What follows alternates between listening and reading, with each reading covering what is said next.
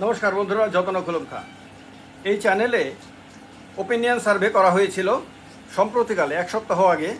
তিপ্রা মথা বিজেপির সঙ্গে মিলেমিশে ত্রিপুরা রাজ্যে সরকার চালাচ্ছে। যে তিপ্রা মথা প্রধান বিরোধী দল থেকে একেবারে সরকারের শরিক দলে পরিণত হয়ে গেছে, সেই তিপ্রা মথা সিএএ এর বিরুদ্ধে আন্দোলনও করেছিল, সুপ্রিম কোর্টেও গিয়েছিল। যে তিপ্রা মথার নেতারা সিএএ কোনোভাবেই ত্রিপুরাতে লাগু হতে দেবে না, এরকম একটা মনোভাব নিয়ে ময়দানে ছিল। সেই তিপ্রা মথা সিএএ সম্বন্ধে যে অবস্থান নিয়েছে, তাতে এই চ্যানেলের দর্শকরা তারা খুশি না অখুশি, তাদের কি মতামত সেটা তাদেরকে সামনে প্রশ্ন রাখা হয়েছিল। এর থেকেও 3 মাস আগে আরও 2টো প্রশ্ন রাখা হয়েছিল, সেগুলো আপনাদের সামনে তুলে ধরবো যে এই প্রশ্নগুলোর উত্তরে কত পার্সেন্ট মানুষ কি বলেছেন। কারণ প্রথমত বলে দিই, তিপ্রা মথা বিজেপির নেতৃত্বে ত্রিপুরা রাজ্যের সরকারে যোগ দিলেও এনডিএর শরিক দল কিন্তু হয়নি। এনডিএর যে তালিকা দেখবেন, তাতে আইপিএফটিকে দেখবেন এনডিএর শরিক দল হিসেবে, তিপ্রা মথাকে কিন্তু দেখবেন না। কারণ তিপ্রা মথা বিজেপির সঙ্গে অ্যালায়েন্সে যাওয়ার কোনো ফর্মাল ঘোষণাও পর্যন্ত দেয়নি। আমাদের যতটুকু মনে আছে যে কোনো প্রেস কনফারেন্স তিপ্রা মথার তরফ থেকে করা হয়নি, বা বিজেপি তিপ্রা মথা মিলে কোনো যৌথ প্রেস কনফারেন্স করে এটা বলা হয়নি যে তারা অ্যালায়েন্সে যাচ্ছেন এবং তিপ্রা মথা এনডিএতে যাচ্ছে এবং এর ফলে তারা জোটবদ্ধ হয়ে সরকারে চালাবে, ইত্যাদি ইত্যাদি কিছু করা হয়নি। ফলে একটা অস্পষ্টতা শুরু থেকেই রয়েছিল। কারণ তিপ্রা মথা বিজেপির বিরুদ্ধে আন্দোলন করেই সে দলটির প্রতিষ্ঠা হয়েছিল, এডিসিতে ক্ষমতায় এসেছিল এবং বিধানসভা নির্বাচনেও বিজেপির তীব্র বিরোধিতা করে বিজেপিকে ক্ষমতাচ্যুত করার স্বপ্ন নিয়েই সে লড়াই করেছিল এবং প্রধান বিরোধী দলে পরিণত হয়েছিল। ত্রিপুরা রাজ্যে তৈরি হওয়া কোনো রাজনৈতিক দল প্রধান বিরোধী দলের মর্যাদা পাবে, এই রকম ঘটনা তিপ্রা মথার আগে আর কেউ ঘটাতে পারেনি। ফলে তিপ্রা মথা এই ক্ষেত্রে ইতিহাস সৃষ্টি করেছিল। এই ক্ষেত্রে তার একটা তাকে তো সম্মান জানাতেই হয়, এটা স্বীকার করতেই হবে যে কাজটি কোনো ত্রিপুরা রাজ্যের অন্য কোনো স্থানীয় দল করতে পারেনি, সেটা তিপ্রা মথা করেছে। তো সেই তিপ্রা মথাকে নিয়ে প্রশ্ন রাখা হয়েছিল মানুষের সামনে, আপনাদের সামনে, এই চ্যানেলের দর্শকদের সামনে। সেই প্রশ্নগুলোর উত্তরে আপনারা কি বলেছেন? প্রথমত 3 মাস আগে যখন তিপ্রা মথা রাজ্য সরকারে যোগদান করেনি, তখন তিপ্রা মথা প্রধান বিরোধী দল ছিল এবং বিধানসভায় বিরোধী দলনেতা ছিল তিপ্রা মথার নেতা, যিনি বর্তমানে মন্ত্রী হয়েছেন। সেই তিপ্রা মথাকে নিয়ে 3 মাস আগে এই চ্যানেলেই প্রশ্ন রাখা হয়েছিল যে তিপ্রা মথার কি ত্রিপুরা রাজ্য সরকারে যোগ দেওয়া উচিত। এটা যোগ দেওয়ার আগের প্রশ্ন ছিল। আজকে এই প্রশ্নের উত্তর আপনারা কি বলেছেন সেটা আপনাদের সামনে তুলে ধরছি। প্রথমেই তখন জানি না বলেছিলেন মাত্র 5% লোক, 5% লোক। হ্যাঁ বলেছিলেন 16% দর্শক বা 16% লোক আপনার হ্যাঁ বলেছিলেন, হ্যাঁ যোগ দেওয়া উচিত। আর না, যোগ দেওয়া উচিত না, এই কথা বলেছিলেন 79% মানুষ। খেয়াল রাখবেন এটা। 1 মাস আগে, 1 মাস থেকে একটু বেশি সময় হবে, প্রশ্ন করা হয়েছিল মানুষের কাছে এই নির্বাচনে অধিকাংশ তিপ্রাসা কাকে ভোট দেবেন। অত্যন্ত গুরুত্বপূর্ণ প্রশ্ন, কারণ ত্রিপুরা রাজ্যে 2টো লোকসভা আসন রয়েছে, একটা ত্রিপুরা পশ্চিম, একটা ত্রিপুরা পূর্ব। ত্রিপুরা পশ্চিমে বিজেপি ক্যান্ডিডেট, বিজেপি প্রার্থী দিয়েছে, আর ত্রিপুরা পূর্ব তো বিজেপির নামে কিন্তু তিপ্রা মথার পরিবারের লোক। সেই সময়ে খুব গুরুত্বপূর্ণ, এই ভোটাভুটির আগে, অর্থাৎ 19 এপ্রিল এর আগে কি উত্তর দিয়েছিলেন মানুষ? উত্তর দিয়েছিলেন নির্দলকে ভোট দেবেন বলেছিলেন 3% মানুষ, নোটাকে ভোট দেবেন বলেছিলেন 6% মানুষ,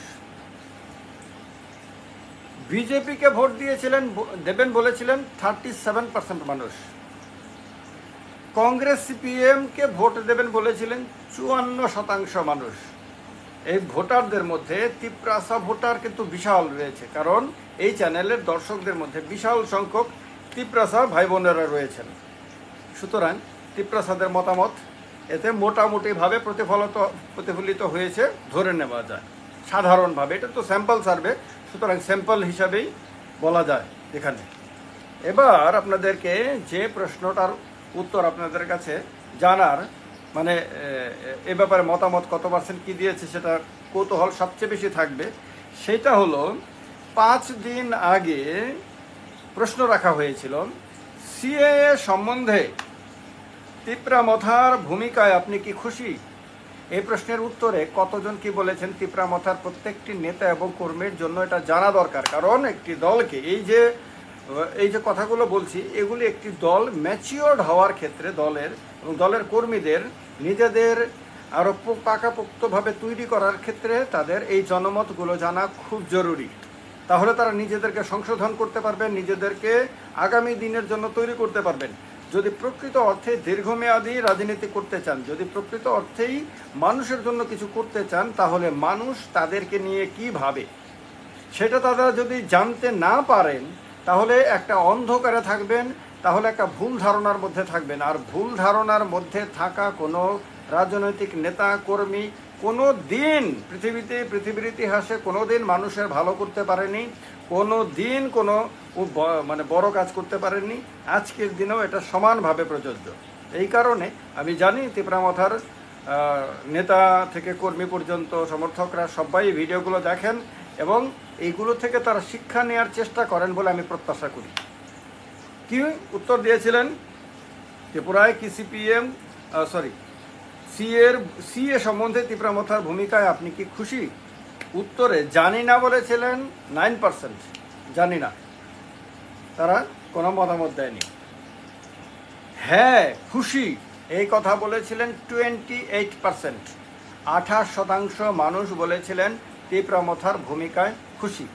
আর তিপ্রামথার ভূমিকায় খুশি না বলেছিলেন 63% মানুষ, 63% মানুষ।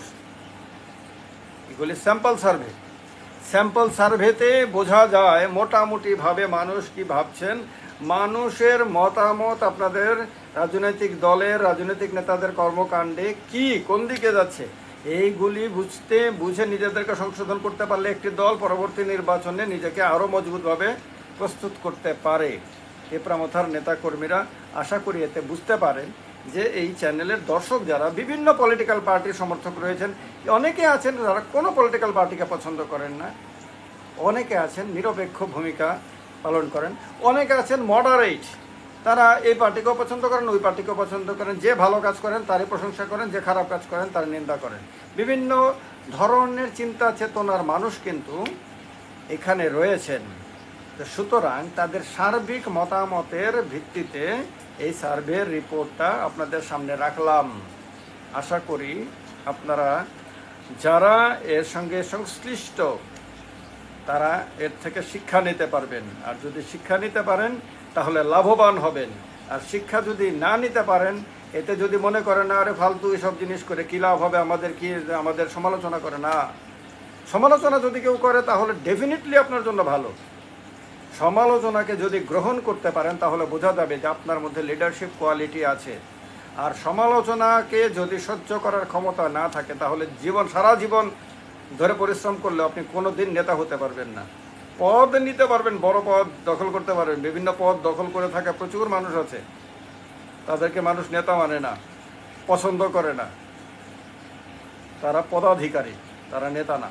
এই কারণে আপনি এই সমালোচনা থেকে যদি সমালোচনা মনে করেন, এগুলি সমালোচনা না, নিরপেক্ষ আলোচনা, যদি সমালোচনা মনে করেন এবং সেটাকে যদি সহজ এবং সঠিকভাবে গ্রহণ করতে পারেন তাহলে আপনি উপকৃত হবেন। ভালো থাকবেন। অনেক অনেক নমস্কার সবাইকে। যত্ন খুলুমকা।